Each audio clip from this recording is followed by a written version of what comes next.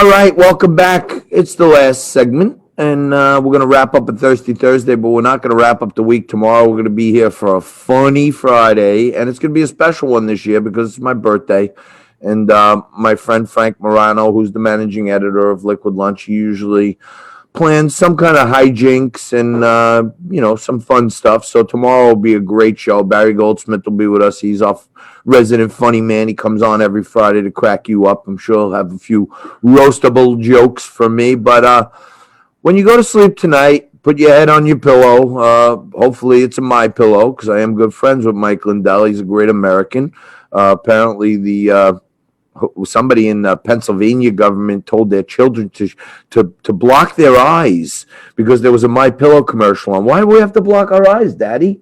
Well, because Mike Lindell is a Trump supporter. Crazy stuff's going on. I for those of you who watch all the time, when I want to curse and use the F word, I substitute fracking. But this is fracking out of control right now. And we find out even further that down in Washington, the liberal bastion of our country, the swamp itself, a professor at Georgetown University has posited to his students, who he is trying to mind wash, that Trump supporters are domestic terrorists. So let's ring the bell on that. Hey, we all got a new title. We didn't even know. This is amazing. We're terrorists. And now, if you're a Trump supporter, you're now a domestic terrorist. I personally, John Tobacco, in the last 2 months, I'm blocked from TikTok. I'm kicked off of Facebook. I was suspended for 1 week on YouTube. My Google Gmail account has been shut down. Okay, I don't even know how Instagram still let me survive, but my guys over at Hunter Marketing who do my Instagram videos, they're like a little more liberal than me, so they don't take it to the next level. But domestic terrorism means you support a candidate that they don't.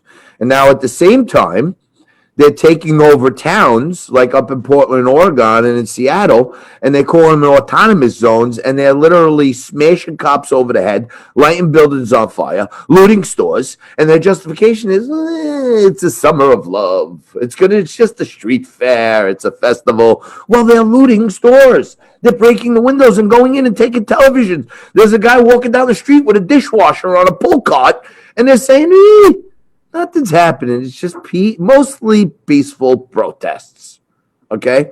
Those are the domestic terrorists. The people that are throwing Molotov cocktails at cops. Right here in New York, there's this crazy, slimy, sleazy law firm called Ropes and Gray, one of the biggest firms around. Okay?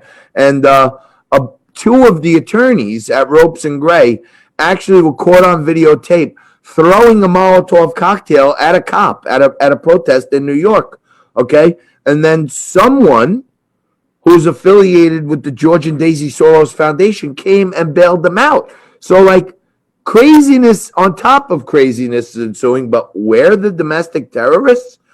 Over here at Max Pub, we had 2,000 people in the street for a rally to support small businesses, and there wasn't a single rock thrown. Many verbal rocks were thrown, but that's part of the First Amendment. And at the end, 2,000 people came and left, cheered, rooted, screamed, yelled, chanted, waved their flags. And you know what? Probably 100 people hung around afterwards, picking up cans and bottles and stuff out of the street like good American citizens. But where the domestic terrorists? I think not. I have been following very closely Sidney Powell. My dear friend and mentor, Dr. Patrick Byrne, has been doing all of the forensics and technology work. He's got this team of mega hackers. I call them the A-team, who've been working for Sidney.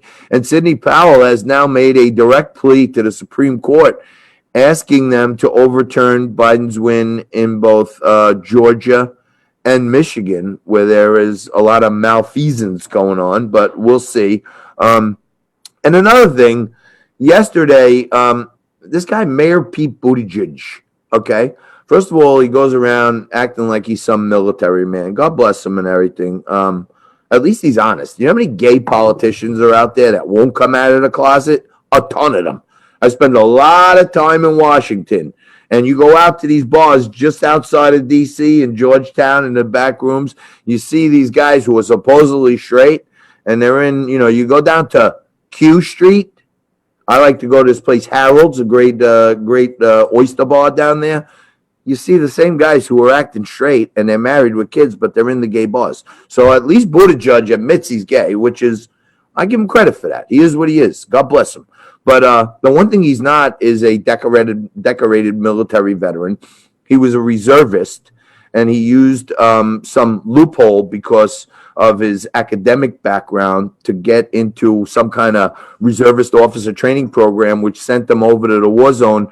And this is true. I heard this direct from a friend who was there, who was a great decorated military veteran, that when Pete Buttigieg was in a war zone, he was what they call a chauffeur. He drove like a black Suburban and took people back and forth to the airport and the hospital and stuff like that. So he's not actually a military man. And now we find out that they say, well, now he's going to be the head of the Department of Transportation. I guess he's got all of these great bona fides to run the Department of Transportation, from being the mayor of South Bend, Indiana, which is the tiniest little town like this. I don't even know if they have a subway system there, but I guess we'll find that out. As a matter of fact, they don't. Keith McLaurin, Mac himself, is over here watching the show. He's shaking his head. No, they don't even have a subway in South Bend. The best thing about South Bend, Indiana, is the Fighting Irish. That's for sure. And right here on Liquid Lunch, we try to play like a champion every day. Nope, I don't like that. Mike doesn't like it. Mike's a USC fan because he goes to USC. He doesn't want the Irish in there. Big game this weekend. Throughout the show today, I've had this beautiful Max Public House shirt hanging here on the TV until we figure out how to get our videos on the TV. But if you want to get a Max Public House shirt, check them out on Facebook, Max Public House, and Instagram. You can get one of these. Keith's actually getting requests from people to sign them for him. If you want one of those, I'm sure he'll do it for you, of course. And, to end up today, I'll just say this, our last 30 seconds. Richard Grinnell was the first openly gay cabinet member, and not Pete Buttigieg. So we can't start erasing history before the history is even made. Hopefully we'll make history again tomorrow when we celebrate my 53rd birthday. Thank you all for tuning in, and happy birthday to my buddy Joey Holt, one of the best guys you ever met, former NYPD. And I love you, buddy. Have a great day. We'll see you tomorrow, same bat time, same bat channel. More Liquid Lunch.